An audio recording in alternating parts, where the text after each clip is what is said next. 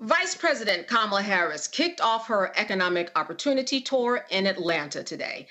Harris's nationwide campaign tour is to highlight the Biden administration's economic record with the recent $158 million Reconnecting Communities Award for the Stitch Project to reconnect Atlanta neighborhoods and drive economic growth. Harris had this to say about her efforts. How are you and the president building an economy that provides an opportunity for all?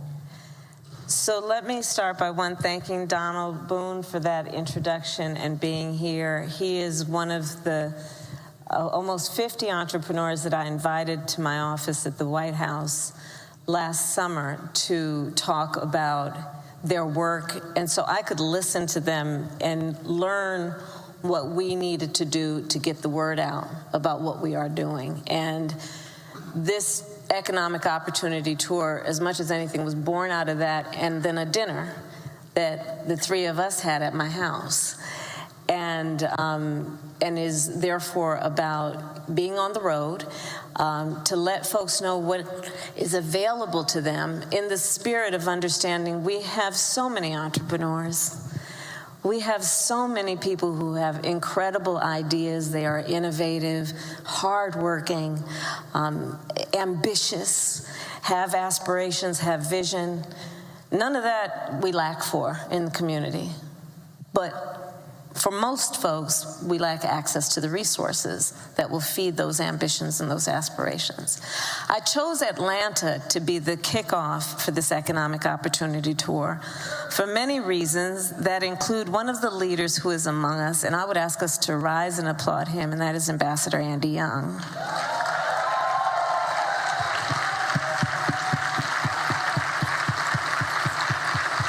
Who is here with his wife, Caroline. And I will tell you, as a point of personal privilege, Ambassador Young has been an advisor to me, a mentor to me, and a friend, and has always talked about his vision, his shared vision with Dr. King, about the vision for America that included a vision that was about fighting for civil rights and understanding that to achieve true equality, we have to also have an economic agenda. And that agenda must include speaking to people's ambitions. That yes, everybody wants a job, and President Joe Biden and I are very proud that in our administration we have brought Black unemployment down to historic lows. But that's a baseline. We also are focused on something Ambassador Young has talked so much about, which is creating opportunity for people to build wealth and to thereby not only strengthen their family, Donald Boone talked about that, but strengthen the economy of the community as a whole, and everybody in society benefits. So that's why I'm here, and to talk about what we have done, whether it be an extension of the work I did in the United States Senate to get $12 billion more into community banks, or the work that we have done, and you heard the panel earlier today, that is about uplifting our capacity through the Treasury Department. I want to thank Secretary Yellen in her absence for what she has done to be a partner to me around focusing on a number of issues that are about access to capital, but with a focus also on minority-owned businesses.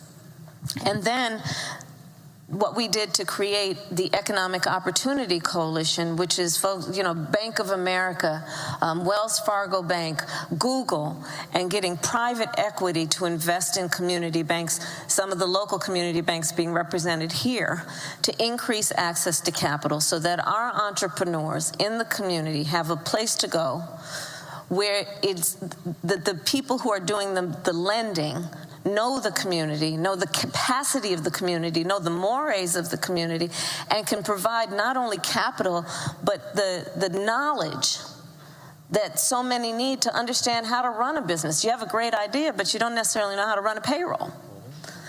Don't necessarily know what kind of system there is for business taxes in a way that allows you to maximize, your resources. Don't necessarily know how you're going to keep up your inventory, and don't necessarily know what is available in terms of creating access to markets. So you have a good product, but you need access to markets.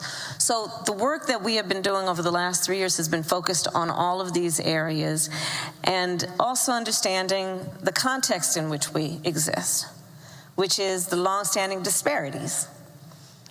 And understanding that in spite of those who in certain parts of our country want to attack DEI, we understand that you can't truly invest in the strength of our nation if you don't pay attention to diversity, equity, and inclusion.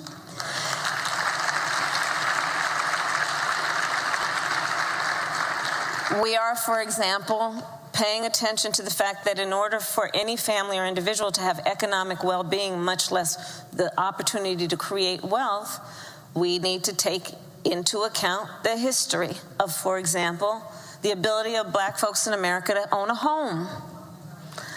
Let's go far back enough, we can go even further, but let's go far back enough to remember the GI Bill.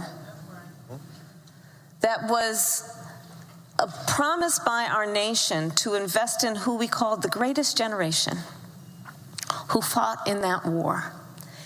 And so there was a policy that said, let us reward them for fighting for our nation and all that we hold sacred, and give them access to loans for home ownership.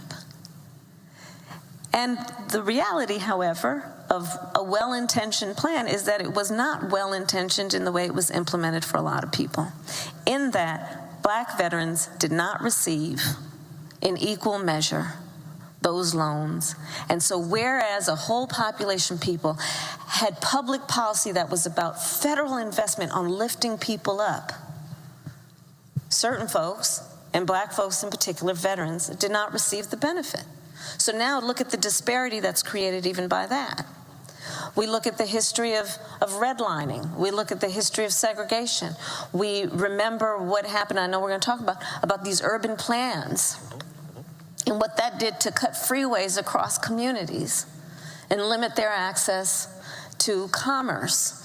We look at what we've been dealing with as an administration around bias in home appraisals, even to this day, where it is well documented that when a black family in certain places is trying to get an appraisal for their home, be it to get a second loan or to sell it, they're appraised at a lower value than a similarly situated white family. And so these are some of the areas that we are focused on through our economic policies. We've been dealing with student loan debt, understanding that, black students are much more likely to take out a Pell Grant.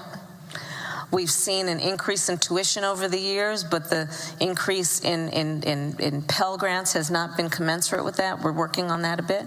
But student loan debt and the forgiveness of that as a way to allow people to have more assets that they can then put into buying a home or building a business. So these are some of the examples of what we've been doing. We've been focused on medical debt. Let me just add that. Medical debt can be one of the fastest ways that somebody can go bankrupt.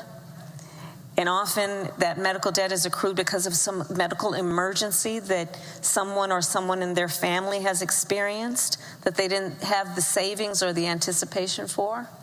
And we have now put in place a rule that is in the process of being implemented where we have required that medical debt cannot be a part of your credit score.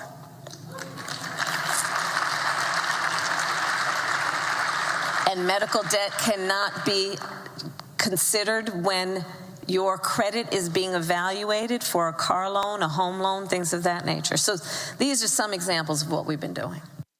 It's time for a new you. Curl Prep Natural Hair Solutions at curlprep.com is an amazing organic line for curls, locks, braids, twists, and even those curly wigs and extensions. Women, men, and children are loving this line. People line up to see this product in action at hair shows, and when they take a seat and try it, they don't believe it's their hair. Remove the ouch factor for your child, too. Buy at curlprep.com.